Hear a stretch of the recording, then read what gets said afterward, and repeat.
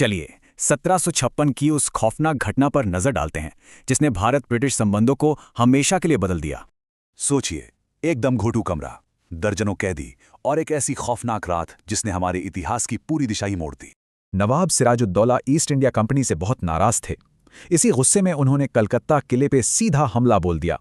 हमले के बाद पकड़े गए सभी ब्रिटिश सैनिकों और अफसरों को एक बेहद छोटे तंग कमरे में ठूस दिया गया। ब्रिटिश दावों के अनुसार भयंकर भीड़, दमघोटू गर्मी और हवा की कमी के कारण उस रात कई दर्दनाक मौतें हुईं। पर आधुनिक इतिहासकार इन दावों पर सवाल उठाते हैं। उनके मुताबिक ये आंकड़े सिर्फ एक राजनीतिक प्रोपेगेंडा थे। इतिहास प्रेमियों के लिए ये आज भी एक बहुत बड़ा रहस्य है। सच क्या था और अफवाह क्या थी? हालांकि इसी भयंकर तनाव ने सीधे प्लासी के युद्ध को जन्म दिया, जिसने भारत का पूरा इतिहास ही बदल डाला। तो सबसे बड़ा सवाल यही है, ब्लैक होल की ये कहानी असलियत थी या सिर्फ एक सोची समझी राजनीतिक चाल? आइए आज इतिहास के एक बहुत ही दिलचस्प और गहरे रहस्य, ब्लैक होल ऑफ कलकत्ता की गुत्थी सुलझाते हैं। आखिर 1756 की उस खौफनाक रात को ऐसा क्या हुआ जिसने ब्रिटिश साम्राज्य को इतना बड़ा बहाना दे दिया? एक बेहद छोटा सा कमरा, 146 कैदी और वो एक खौफनाक रात जिसने इतिहास को हमेशा के लिए पलट दिया। तो चलिए शुरू से देखते हैं। अंग्रेजों से नाराज नवाब सिराजुद्दौला ने फोर्ट विलियम पर हमला कर कई बंदी बनाए। फिर इन्हीं बंदियों को किले की छोटी सी कालकोठरी यानी ब्लैक होल में धकेल दिया गया। जगह बेहद कम थी। ब्रिटिश अधिकारी हॉलवेल की रिपोर्ट बताती है कि भीषण गर्मी और घुटन के कारण उस रात कई जानें चली गईं। लेकिन असली पेच यही है। आधुनिक इतिहासकार अंग्रेजों के इन दावों और मौतों के बड़े आंकड़ों पर सवाल उठाते हैं। कई इतिहासकारों का मानना है कि अंग्रेजों ने भारत पर कब्जे के लिए इसे सिर्फ एक राजनीतिक प्रोपेगेंडा बना दिया। इसी घटना और प्रोपेगेंडा ने तनाव को चरम पर पहुंचाया, जिसका सीधा नतीजा था 1757 का प्लासी का ऐतिहासिक युद्ध।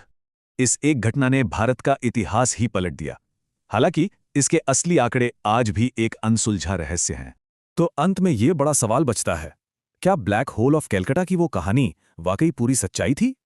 आइए राजस्थान के रेगिस्तान में खड़े इस खौफनाक और प्राचीन किले के गहरे रहस्य को समझते हैं। यहाँ का नियम बिल्कुल साफ है। सूरज ढलने के बाद जो भी अंदर गया वो कभी वापस नहीं लौटा। लेकिन सोचने वाली बात यह है कि आखिर रात के अंधेरे में वहां ऐसा क्या होता है? अंधेरा होते ही वहां अजीबोगरीब परछाइयां दिखती हैं। साथ ही टकराती तलवारों और कदमों की गूंज सुनाई देती है। इस खौफनाक कहानी की असली जड़ें सैकड़ों साल पुराने एक बेहद खूनी इतिहास में दफन हैं। एक भयंकर युद्ध की शुरुआत से लेकर खजाना छिपाने और उस आखिरी श्राप तक सब कुछ बहुत भयानक था।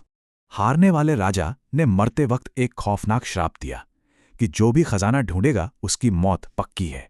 अब सवाल उठता है कि क्या कभी किसी ने इस खौफनाक श्राप को सच में आजमाने की जुर्रत की? जी हां, कई सालों बाद खजाने के लालच में शिकारियों का एक गुट रात के अंधेरे में वहां पहुंचा। लेकिन ठीक अगली सुबह गांव वालों ने जो खौफनाक मंजर देखा उसने सबकी रूह कंपा कर रख दी। वो खजाने के शिकारी रातों रात गायब हो गए।